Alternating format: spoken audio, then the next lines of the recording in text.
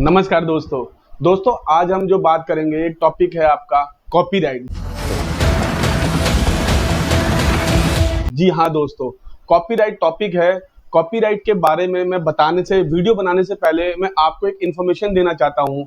इस वीडियो के अंदर लास्ट में मैं आपको कुछ अटॉर्नी, कुछ कंसल्टेंट मान लो, या कुछ लोग जो आजकल आपको पता है सोशल मीडिया के माध्यम से फेक भी काफ़ी ज़्यादा चीज़ें हो जाती हैं, लेकिन मैं आपको लास्ट में इसके बारे में बताऊंगा कि कुछ अटॉर्नी क्या करते हैं, कैसे क्या लोगों के साथ छोटा मोटा टाइप का या बड़ा कह सकते हो फ्रॉड टाइप का हो रहा है।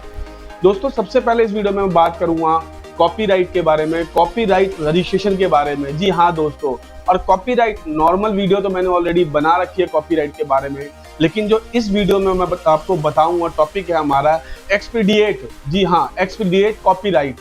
एक्सपीडिएट का मतलब क्या होता है दोस्तों?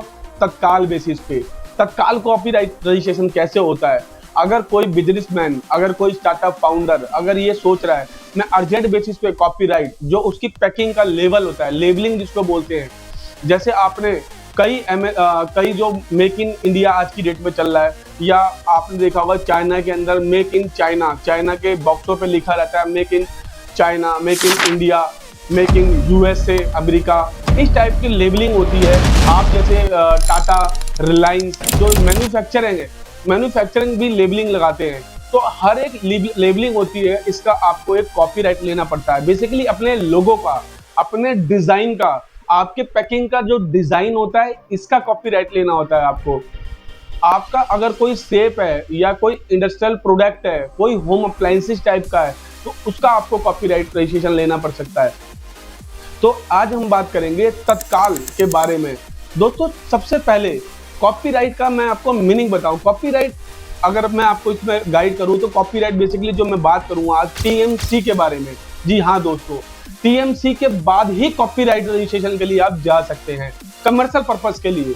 अगर आपका वैसे डोमेस्टिक पर्पस के या पर्सनल पर्पस के लिए है तो आप नॉर्मल एप्लीकेशन फाइल कर सकते हैं कॉपीराइट के वाले, तो उसके लिए एक्सपीडिएट की जरूरत नहीं है, आप नॉर्मल बेसिस पे फाइल कर सकते हैं। लेकिन जो बिजनेसमैन है आज की डेट में, जो अपने बिजनेस को एक हाई गति से, high growth potential, high growth में ले जाना चाहते हैं, वो चाहते हैं कि हमारा बिजनेस इतनी तेजी से आगे बढ़े कि जो दूसरे के बिजनेस है या जो हमारे मार्केट के अंदर कंपटीटर बैठे हुए हैं, उन कंपटीटर को हम लोग बीट कर सके।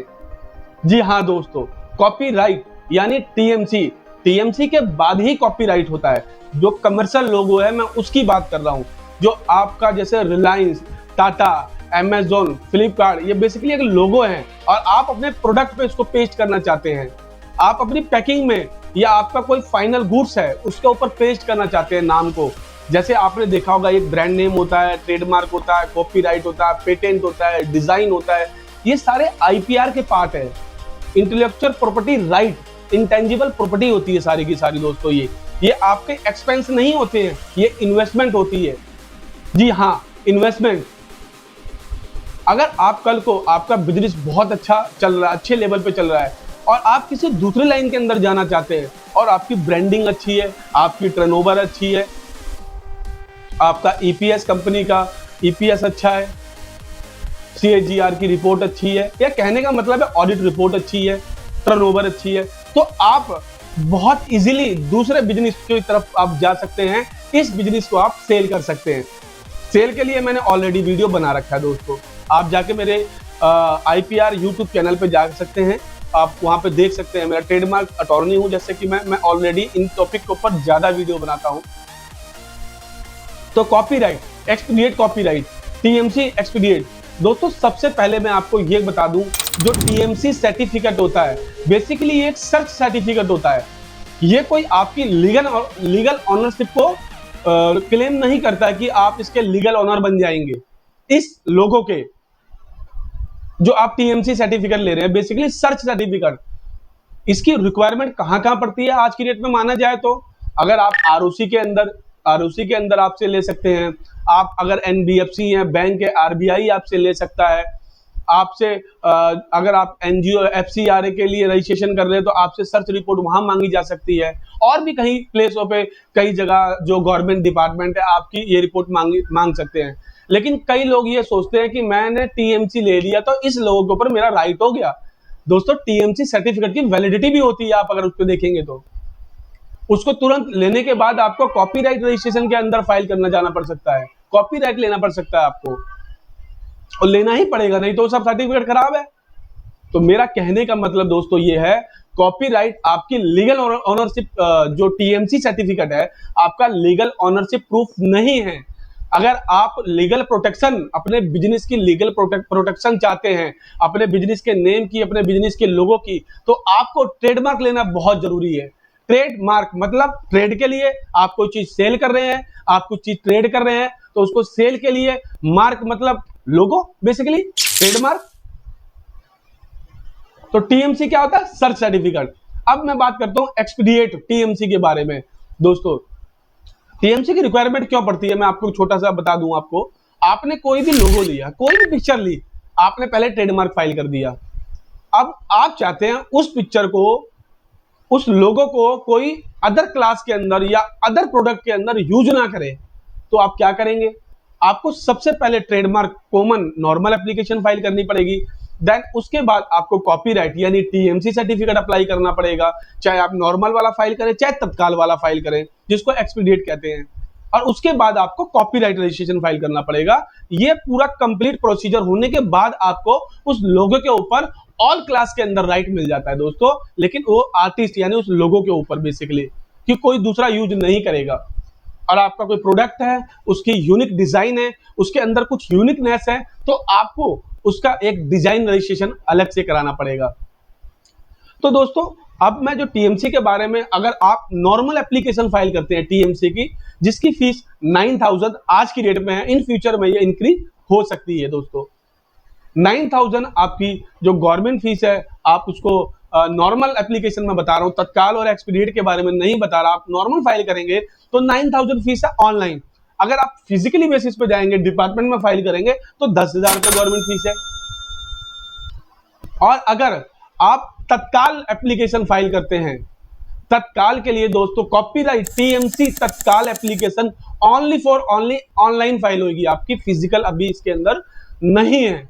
फिजिकल फाइल आप नहीं फाइल कर सकते, जिसकी गवर्नमेंट फीस बोल नहीं सकती थी, नहीं बोल सकती थी। जिसकी गवर्नमेंट फीस 30,000 रुपए, 30,000 रुपीज। अभी क्या हुआ, अभी क्या हुआ? बोलने लगे। मेरा यीशु यीशु, मेरा यीशु यीशु, मेरा यीशु यीशु, मेरा यीशु यीशु, मेरा यीशु यीशु, मेरा यीशु यीशु, मेरा यीशु। 30,000 रुपए आपको गवर्नमेंट फीस जमा करनी पड़ेगी। देन उसके बाद आपका जो कॉपीराइट यानी टीएमसी सर्टिफिकेट है, वो एक्सपीडिएट प्रोसेस में लगभग 3 से 4 महीने में आपका सर्टिफिकेट आ जाएगा। हो सकता है वो सर्टिफिकेट आपका 2 महीने में ही आ जाए। क्यों? क्योंकि एक्सपीडिएट है, तत्काल है। आपने आज एप्लीकेशन फाइल करी, 4 दिन बाद उसकी एग्जामिनेशन, जो एग्जामिनर होता है, जो रजिस्ट्रार होता है, एग्जामिनर कंट्रोल एग्जामिनर होता है, वो आपकी एप्लीकेशन को गो थ्रू करता है, चेकिंग करता है बड़ी केयरफुली तरीके से, कहीं कोई और लोगों का यूज तो नहीं कर हो रहा है, या कहीं आप किसी लॉ का आप किसी लॉ को फॉलो तो नहीं कर रहे, नहीं कर रहे हैं, या अकॉर्डिंग टू लॉ तो नहीं चल रहे। मतलब सारी चीजें बेसिकली एक स्क्रूटनी होती है आपकी एप्लीकेशन की, आपकी एप्लीकेशन की स्क्रूटनी होती है basically. After scrutiny order pass कर दिया जाता है गवर्नमेंट की तरफ से, और आपको टीएमसी सर्टिफिकेट इशू कर दिया जाता है तत्काल बेसिस पे। आप उसके बाद कमर्शियल के लिए कॉपीराइट अप्लाई करेंगे रजिस्ट्रेशन, जिसकी आज की डेट में 2 से 2,500 रुपए सरकारी फीस आती है।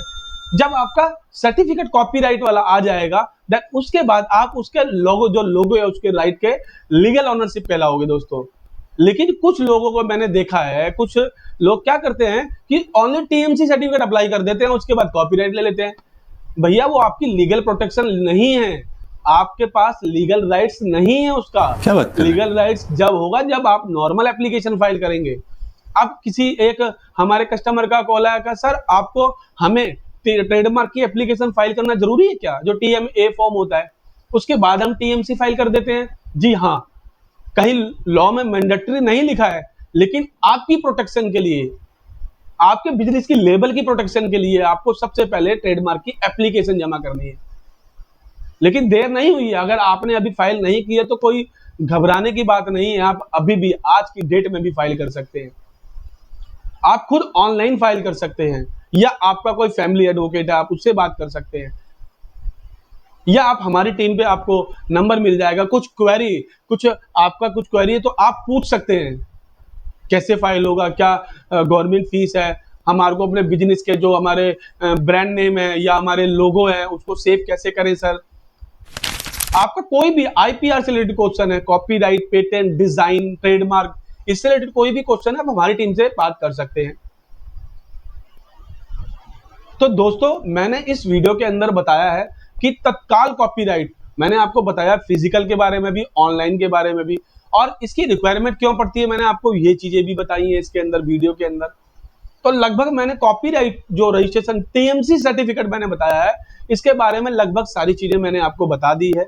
अगर आपका कोई भी क्वेश्चन है, अगेन आप व्हाट्सएप पे नंबर, हमारा नंबर जो मिलेगा व्हाट्सएप के माध्यम से अपनी क्वेरी पूछ सकते हैं, और हमारी टीम 24 से 48 घंटे के अंदर बेटर से बेटर जो भी आपकी जो क्वेरी है उसका जो सॉल्यूशन है आपको व्हाट्सएप के माध्यम से प्रोवाइड कर दिया जाएगा। दोस्तों अब मैंने स्टार्टिंग में कहा था कि कुछ ट्रेडमार्क अटॉर्नी, कुछ लोग परेशान हो रहे हैं, लोगों को धोखा हो रहा है। दोस्तों मैं किसी की बुराई नहीं करना चाह रहा इस वीडियो के अंदर, लेकिन जिस हिसाब से आपने देखा है हर डिपार्टमेंट के अंदर, हर जगह कहते हैं, एक एग्जाम्पल जो मैं समझाता हूँ, एक पोयम टाइप में आप लोग कहते हैं, एक मछली पूरे तालाब को गंदा कर देती है। जी हाँ, एक मछली पूरे तालाब को गंदा कर देती है। उसी हिसाब से कि कुछ लोग, कुछ हर लाइन के अंदर चीजें होती हैं, तो हमारे पास कुछ लोगों का मैसेज आता है या वो पूछते हैं कि सर वो लोग तो 500 रुपए में अप्लाई करते हैं, 500 रुपए के अंदर सारी चीजें ऐसा करते हैं वैसा करते हैं।